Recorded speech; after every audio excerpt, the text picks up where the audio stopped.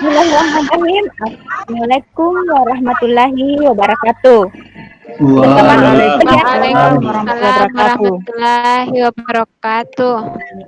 Selamat pagi anak-anakku. Pagi, Bu. Selamat pagi, Bu Guru.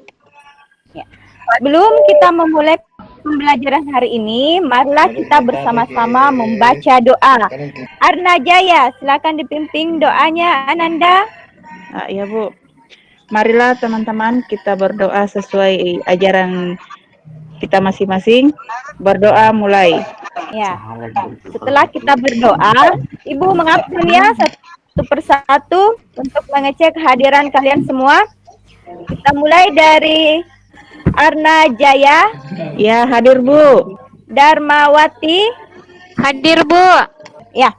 Walaupun kita belajar secara daring, berbeda dari pembelajaran sebelumnya, di mana sebelumnya itu kita belajar secara luring.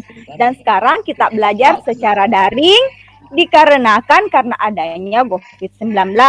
Tetapi Ibu tetap berharap dengan adanya wabah ini, anak-anakku semua tetap semangat untuk belajar, tetap semangat untuk menuntut ilmu, dan yang tak lupa, jangan lupa ikuti protokol kesehatan, yaitu menggunakan masker pada saat keluar rumah dan tidak berkerumun. Iya.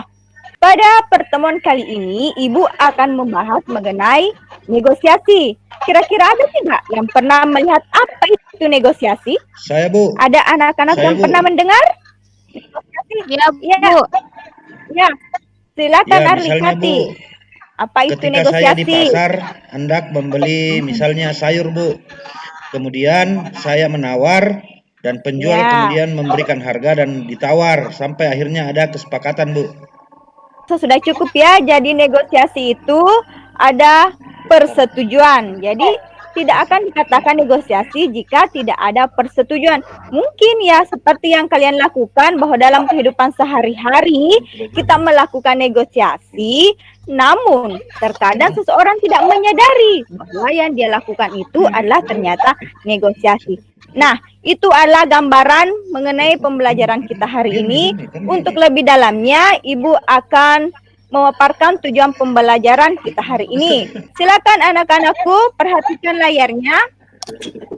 Ibu akan memaparkan materi kita hari ini untuk menambah wawasan anak-anakku semua tentang negosiasi.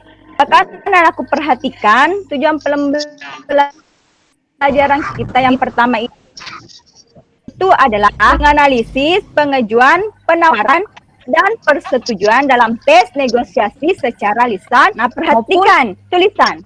Negosiasi adalah bentuk interaksi sosial yang berfungsi untuk mencari penyelesaian bersama antara pihak-pihak yang mempunyai perbedaan pendapat. Ya, jadi negosiasi itu adalah suatu interaksi di mana bertujuan untuk mencari kesepakatan.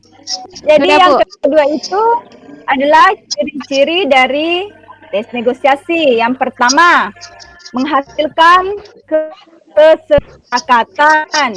Yang kedua, menghasilkan keputusan saling menguntungkan. Yang ketiga, sarana penyelesaian masalah atau sengketa. Yang keempat, memiliki tujuan praktis. Dan yang kelima, mewujudkan kepentingan bersama. Ini adalah ciri-ciri dari tes negosiasi. Nah, untuk yang berikutnya adalah contoh dari tes negosiasi. Siapa yang bisa membacakan?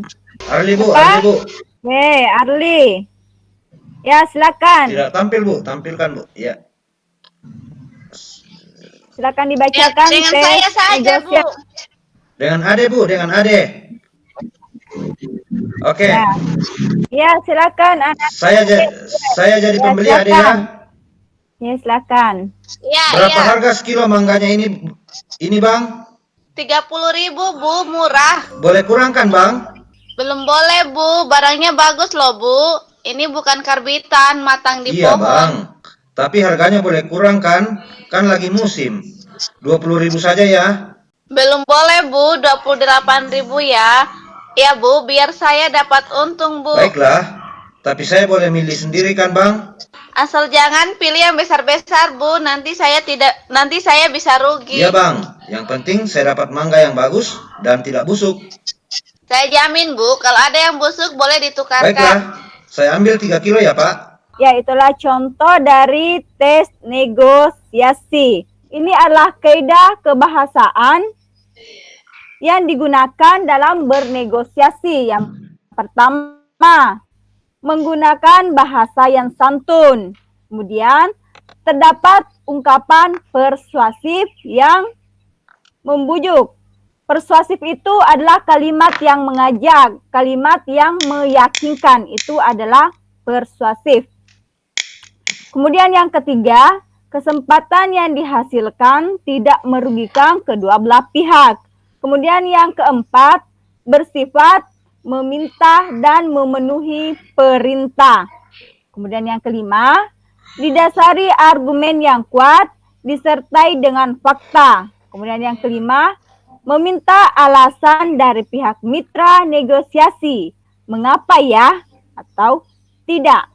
Jangan menyalahgunakan argumen. Di dalam tes negosiasi itu ada beberapa faktor penentu keberhasilan sebuah negosiasi. Di antaranya, kesediaan semua untuk berkompromi dengan pihak lain. Tidak ada pihak yang dirugikan. Kesepakatan yang dicapai bersifat praktis, dapat dilakukan. Yang keempat, alasan yang disertakan mampu mempengaruhi orang lain.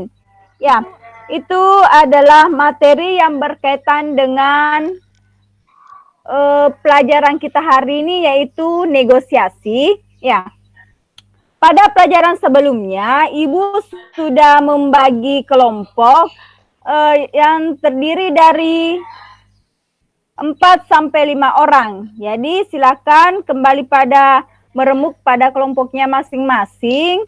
Kemudian sebelum kita menyelesaikan tugas diskusi yang ada di LKPD, silakan anak-anakku simak dulu video tentang contoh dari negosiasi. Itu adalah contoh dari kegiatan negosiasi. Silakan anak-anakku meremuk pada kelompoknya masing-masing. Kemudian perhatikan buku LKPD yang Ibu bagikan melalui WhatsApp masing-masing kelompok. Ya, ini adalah kelompok drama dan ini adalah kelompok puisi. Ya, silakan dikerjakan. Ya, terima kasih Bu. Saya mewakili kelompok saya akan mempresentasikan jawaban yang telah kami diskusikan. Ya. Jadi pembelajaran kita hari ini mengenai tes negosiasi. Anak-anakku semua sudah mengerjakan tugas kelompoknya. Menurut Ibu, apa yang dipaparkan temannya tadi sudah mampu untuk mencapai tujuan pembelajaran kita hari ini. Maka dari itu, untuk pertemuan kedepannya, kita tetap membahas mengenai tes negosiasi. Namun tujuan pembelajaran kita pada pertemuan berikutnya adalah menuliskan tes negosiasi. Jadi kesimpulan pembelajaran kita hari ini, kita mempelajari mengenai pengertian dari negosiasi, kemudian ciri-ciri dari negosiasi, kemudian kaidah kebahasaan yang digunakan dalam bernegosiasi. Ya, kurang lebihnya mohon dimaafkan. Wabillahi taufiq wal hidayah. Assalamualaikum warahmatullahi wabarakatuh.